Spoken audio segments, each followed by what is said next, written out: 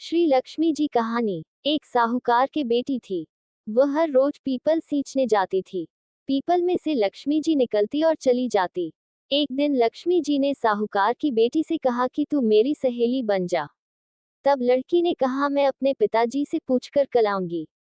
घर जाकर पिताजी को सारी बात कह दी तो पिताजी बोले, वह तो लक्ष्मी जी हैं, अपने को क्या चाहिए, बन जा। दूसरे दिन लड़की फिर गई। जब लक्ष्मी जी निकल कर आई और कहा सहेली बन जा, तो लड़की ने कहा बन जाऊंगी, और दोनों सहेली बन गई। लक्ष्मी जी ने उसको खाने का न्योता दे दिया। घर आकर लड़की ने अपने बाप से कहा कि मेरी सहेली ने मुझे खाने को न्योता दिया है। तब बाप ने कहा कि सहेली के जीमने जायो, पर जरा संभाल कर जायो। जब वह लक्ष्मी जी के यहाँ जीमने गई तो लक्ष्मी जी ने उसे शाल दुशाला उड़ने के लिए दिया, रुपये परखने के लिए दिए, सोने की चौकी, सोने की थाली में 36 प्रकार का भोजन करा दिया। जीम कर जब वह जाने लगी तो लक्ष्मी जी ने पल्ला पकड़ लिया और कहा कि मैं तो तेरे घर जीमने जाऊंगी। तो उसने कहा आ जाओ। घर जाकर चुपचाप बैठ गई। तब बाप ने पूछा कि बेटी, सहेली के यहाँ जीम कर आई है और उदास क्यों बैठी है?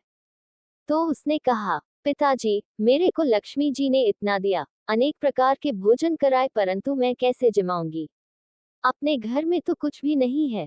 फिर बाप ने कहा कि जैसा होगा जमा देंगे, परंतु तू गोबर मिट्टी से चौका देकर सफाई कर ले। 4 मुख वाला दिया जलाकर लक्ष्मी जी का नाम लेकर रसोई में बैठ जाओ। लड़की सफाई करके लड्डू लेकर बैठ गई। उसी समय एक रानी नहा रही थी। उसका नौलखा हार चील उठा कर ले आई और उसका लड्डू ले गई और वह नौलखा हार डाल गई। बाद में वह हार को तोड़कर बाजार में गई और सामान लाने लगी तो सुनार ने पूछा कि क्या चाहिए? तब उसने कहा कि सोने की चौकी, सोने का थाल, शाल दुशाला दे दे, मोहर दे और सारी सामग्री दे। 36 प्रकार का भोजन हो जाए, इतना सामान दे।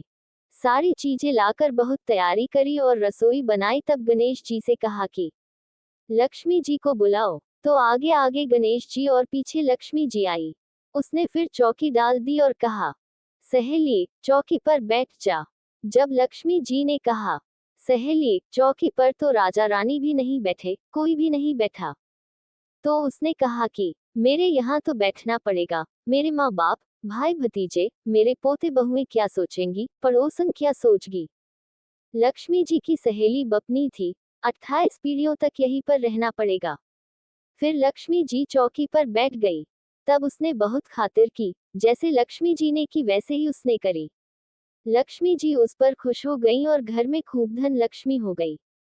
साहूकार की बेटी ने कहा कि मैं अभी आ रही हूँ, तुम यहीं बैठी रहना। और वह चली गई। लक्ष्मी जी गई नहीं और चौकी पर बैठी रही।